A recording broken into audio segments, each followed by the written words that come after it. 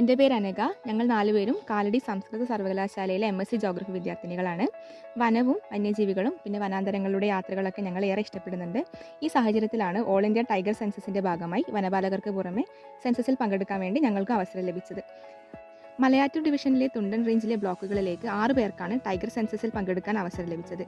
ഈ ടൈഗർ സെൻസസിൻ്റെ ഭാഗമായി മലയാറ്റൂർ ഡിവിഷനിലെ തുണ്ടൻ റേഞ്ചിലെ ബുധത്താൻകേട്ട് ഫോറസ്റ്റ് സ്റ്റേഷനിലെ MLR 20, 21 ബ്ലോക്കിലെ സെൻസസ് ജോലികൾ ചെയ്യാനാണ് ഞങ്ങൾക്ക് അവസരം ലഭിച്ചത്. 2025 ഡിസംബർ 1 മുതൽ 8 വരെയാണ് സെൻസസിൻ്റെ ആദ്യഘട്ടം. സെൻസസിൻ്റെ ആദ്യ ദിനമായ ഡിസംബർ 1 രാവിലെ 6 മണിക്ക് തന്നെ വനപാലകരുമൊത്ത് സെൻസസ് ജോലികൾക്ക് തുടക്കം കുറിച്ചു.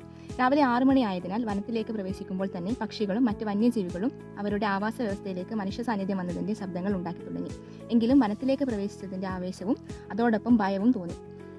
ആദ്യത്തെ 3 ദിവസം ബ്ലോക്കിലെ ഏറ്റവും കുറഞ്ഞത് 5 കിലോമീറ്റർ സഞ്ചരിച്ച് കടുവ, പുലി, കരടി, ചെന്നായ, ആന എന്നിവയുടെ കാൽപ്പാടുകൾ, കാഷ്ടം, കടുവ മരത്തിൽ മാന്തിയ പാടുകൾ, മണ്ണിൽ മാന്തിയ പാടുകൾ എന്നിവയുടെ കണക്കുകളാണ് രേഖപ്പെടുത്തിയത്. തുടർന്ന് 4-5 ദിവസങ്ങളിൽ ബ്ലോക്കുകളിൽ 2 കിലോമീറ്റർ ദൂരത്തിൽ കോമ്പസ് ഉപയോഗിച്ച് നേർരേഖയിൽ ട്രാൻസെക്ട് നിർമ്മിക്കുകയും തുടർന്നുള്ള ദിവസങ്ങളിൽ ട്രാൻസെക്റ്റുകളിൽ സഞ്ചരിച്ച് ഇരജീവികളെ നേരിട്ട് കണ്ടും ട്രാൻസെക്റ്റിലെ ഇടവേളകളിൽ വെജിറ്റേറ്റീവ് സർവേ എന്നിവ രേഖപ്പെടുത്തി ജോലി ചെയ്യുന്ന വനപാലകരുടെ കഷ്ടപ്പാടുകൾ നേരിട്ട് അറിയാനും ഞങ്ങൾക്ക് ഈ സർവേയിലൂടെ സാധിച്ചു. ഇത്തരത്തിലുള്ള കഷ്ടപ്പാടുകളുടെ വർക്ക് ചെയ്യുന്ന വനപാലകർക്ക് ഞങ്ങളുടെ ബിഗ് സല്യൂട്ട്.